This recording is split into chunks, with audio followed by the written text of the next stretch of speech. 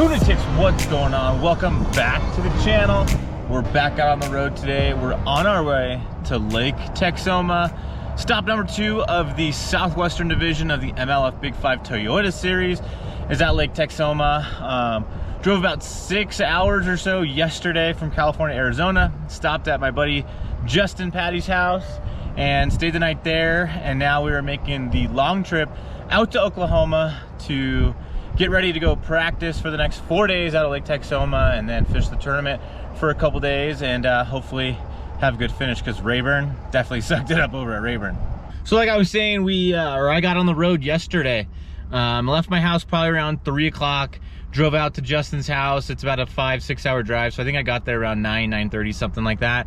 And then we got up today at 4:30 to hit the road and try to get some driving in before it got daylight, and then we'll finish everything up. And we probably won't get to Oklahoma until late tonight. I'm not exactly sure what time, but that's the plan for today. Been on the road for about 2.5 hours today. We got on the road at 4:30, 7 o'clock now, and I just didn't want to start the video when it was dark and not have, you know, anything for you guys to really look at other than darkness. So figured I'd wait till it was light to start today's video. But don't forget, guys, these videos for all my MLF Big 5 stuff are sponsored by GCI Outdoor, 6 Sense Fishing, WaterLand Sunglasses, and Do It Molds. All those sponsors are making this trip possible. They made Rayburn possible, and they're gonna be making another trip possible later on in the year. All my sponsors are super important, but these ones are specifically sponsoring all the videos for Lake Texoma. And for anybody new to the channel, if you're not familiar with any of those companies, GCI Outdoors makes like outdoor tables, outdoor chairs, stadium seats, just stuff like that, camping chairs, all that kind of stuff. They make really good products. If you've been following me on my Instagram and stuff like that, you'll definitely have seen the pictures of me out using them. I've been taking them to my daughter's soccer practice a lot lately, take them to the beach all the time in the summer. 6 Sense Fishing, guys, you all know 6 Sense. They make some of the best crankbaits out.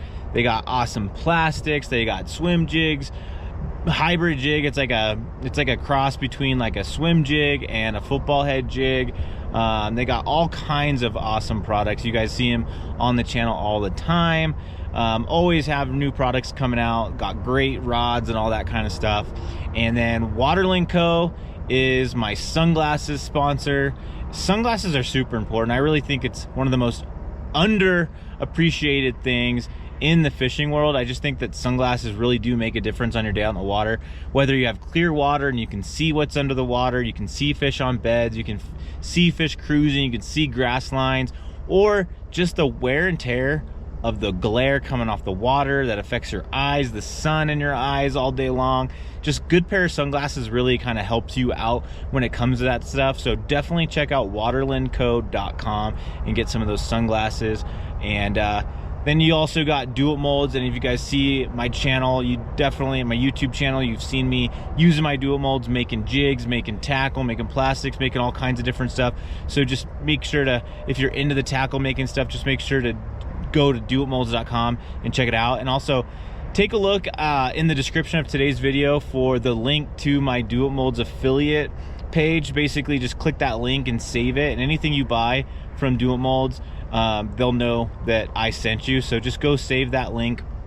For 6 cents, I got a discount code for everybody. It's Luna10. For GCI Outdoor, I got a discount code for you guys as well. It's MLF15. WaterLand Co., another discount is going to be Luna10 again. So just look in the description of this video and you'll see all the links to everywhere. And another link to save is omniafishing.com. The link in the description is an affiliate link there. I'll get commission on any sales that you guys make using that link. So I'd really appreciate if you guys save the Omnia link, save that Do It Molds link, so that way every time you go to those sites, use that link and they'll know that I sent you.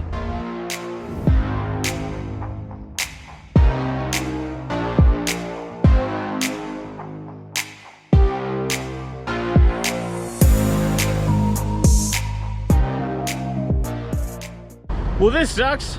I'm on the freeway and I'm standing outside my truck and we are stopped. I don't know how long this is gonna last for, but we're definitely stopped. And we're gonna go talk to Justin real quick. What's all this shit? What's up, bro? Why don't Just another day on the road, bro. Yeah, we're not even making, it's killing our progress. It's killing our time.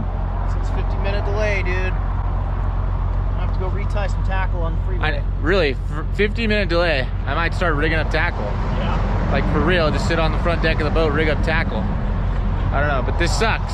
What do you guys think? Should I get a Phoenix next? Thinking about unloading the Skeeter at the end of this year, and in the back of my mind, I'm kind of considering a Phoenix or a ZXR 20. Haven't really decided yet. Justin's got a 721, and I kind of like the deck layout that it's got on it, and these things are fast too. So let me know in the comments what you think. Skeeter, Phoenix, what do you think? Or what other brand do you think? All right, so we are back on the road. We're back moving again. Unfortunately, we had that delay. There was an overturned semi, and there's like barrels all over the sides of the road. I have a feeling it was probably all over the actual road before they cleaned it up so everybody could get driving again. But probably put us back about an hour, which is a bummer. But Lake Texoma, we're heading out there, and we're gonna start fishing tomorrow. And I don't have any idea what to expect. It looks like in the north end of the lake it's real shallow and maybe some brush and stuff like that, and then there's a ton of rock all over the place. But the thing about the rock is I don't know how much of it's going to be underwater, because when I did like Google Earth stuff, there was rock all over the place, and when you like put the water level down, some of it's not in the actual water when the water level is low. So I don't know what stuff's gonna be underwater, what stuff I'm gonna have to just graph with my, you know, electronics and stuff like that. So we still definitely have a lot of work to do, but I have a lot of waypoints to just kind of give me an idea of what is on the banks and all these different areas. So that way, if I end up on a pattern or something like that, I can just pull up my graph and I have a good idea of what a lot of the lake has to offer in terms of like the bank stuff.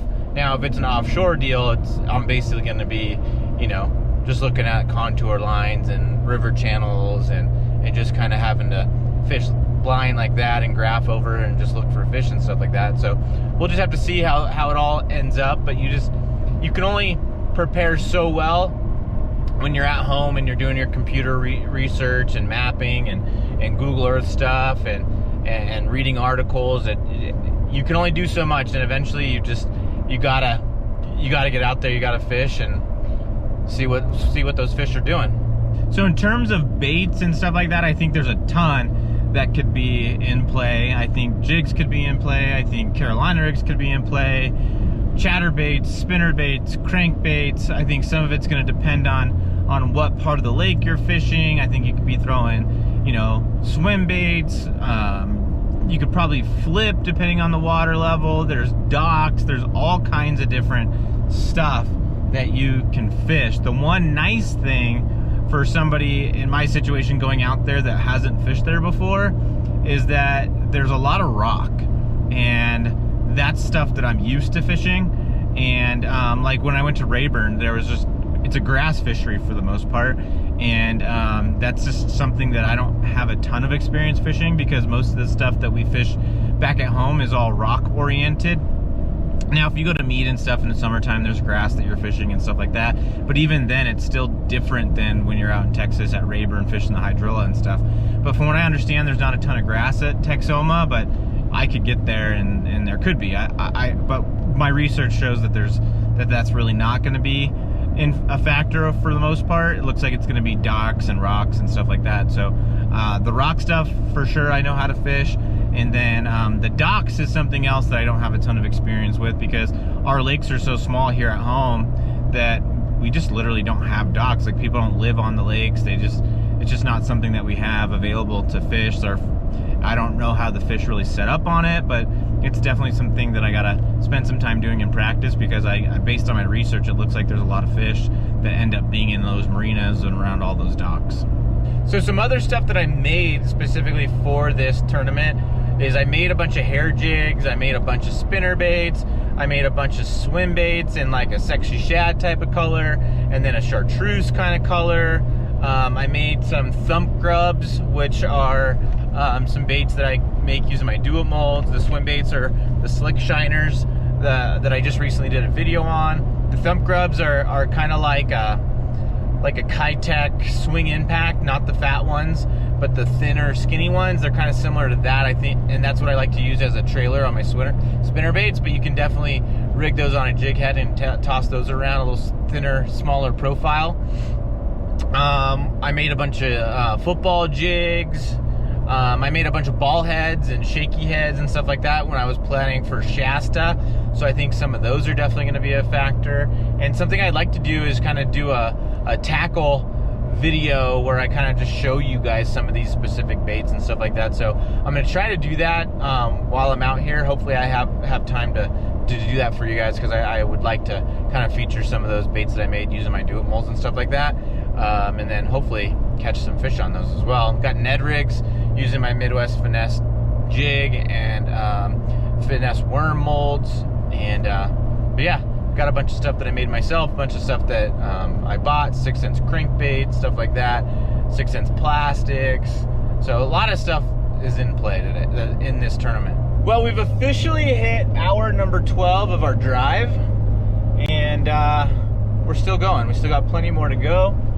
We've been getting gas, we've been getting lunch. It's about 5:30 where I'm at right now, but we lost an hour on the way. So we technically spent 13 hours of day, but only 12 of them were driving because we lost an hour. So as we're going east, we lost an hour, so the time went ahead 1 hour.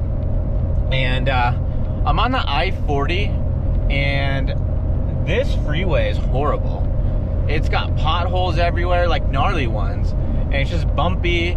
There's semis everywhere, and for a long time there's a lot of traffic too, like not like bumper to bumper other than what you guys saw already, but just like a lot of cars on the road. And the semi truck drivers have been not friendly.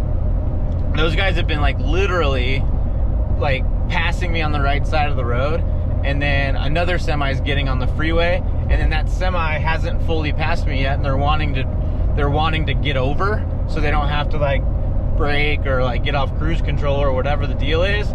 And then I'm still stuck there, and they can't see me anymore because I'm in their blind spot. And then when I'm driving, they're literally thinking that like I'm trying to pass them on the left when they're the ones trying to pass me, and then they're like glaring at me, and it's been a mess. But gotten cut off by a couple of them too. It's just crazy. It's been quite the experience out here on the I-40 today, going through New Mexico. Still game planning to get to our hotel today. Should still be able to do it. I think we're gonna end up getting there like, I don't know, like midnight or something. I'm not exactly sure. I think we end up losing another hour at some point. I don't know where, but we end up losing another hour. So definitely a lot more driving to come, and I'm getting hungry. It's almost dinner time, so I'm gonna have to figure that one out here pretty soon too. Well, we made it to Oklahoma. Well, we've made it to Oklahoma.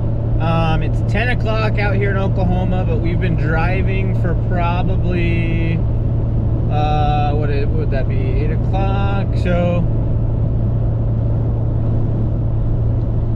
all right, well, we made it to Oklahoma. Been in Oklahoma maybe 20 minutes or so, and it is now 10 o'clock at night, and we've been driving officially for 14 hours so far, and we still got more hours to go. We were anticipating getting to our hotel right now, or around this time, but unfortunately we got that hour delay earlier, and then just the different stops and stuff like that along the way for gas and food and whatnot took us a little longer than we expected, so we probably lost at least another hour and a half because of those stops. But we're pushing along. We're both doing all right. Not too tired yet, and hopefully it stays that way, but still got some more to go.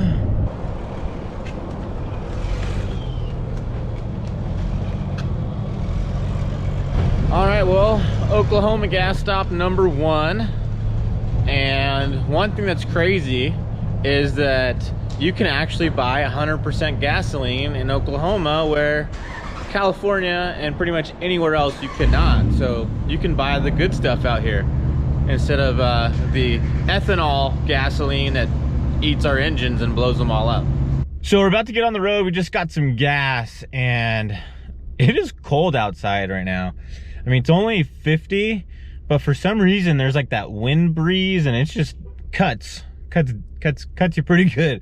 It's cold, it's late. We're working on 11 o'clock now here in Oklahoma. So that puts us on hour 15 on the road today.